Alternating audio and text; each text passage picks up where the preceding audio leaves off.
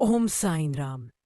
हर साईं भक्त ने बाबा की लीलाएं सुनी है, पर कुछ लीलाएं ऐसी है जिन्हें बाबा ने स्वयं रहस्य में छिपा रखा था।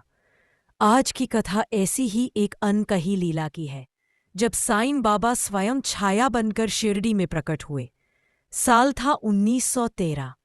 शिरडी गांव चांदनी में सोया हुआ था। मस्जिद के पास पुराने नीम के पेड़ के नीचे एक युवक बैठा था, रघुनाथ। बाबा ने उसे कहा था, हर रात ध्यान करो। वह मंत्र जप रहा था, तभी अचानक हवा थम गई और चारों ओर सन्नाटा छा गया। उसे लगा कोई उसके पीछे खड़ा है। वह पलटा, पर वहां कोई नहीं था। फिर उसने देखा मस्जिद की दीवार पर साईं बाबा की छाया हिल रही थी, पर बाबा वहां नहीं थे। वह कांप गया।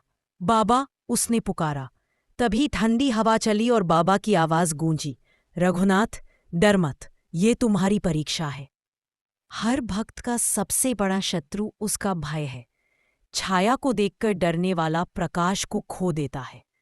रघुनाथ ने आंखें बंद की और जप करने लगा, ओम साईं राम। बाबा मुस्कुराए और बोले, अब तुमने अपने भय को जीत लिया।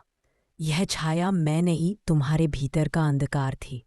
रघुनाथ बोला, तो यह लीलाओं का रहस्य क्या है बाबा?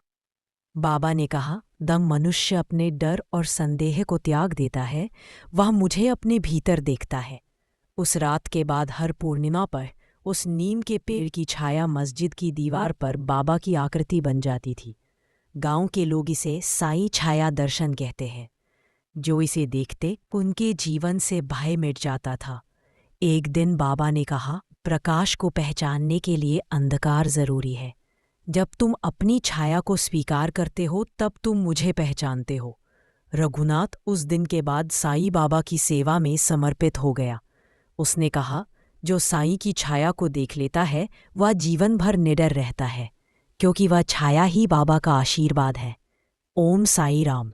यह मंत्र अंधकार को मिटाता है और बाबा की छाया तुम्हारे जीवन में प्रकाश लाती है।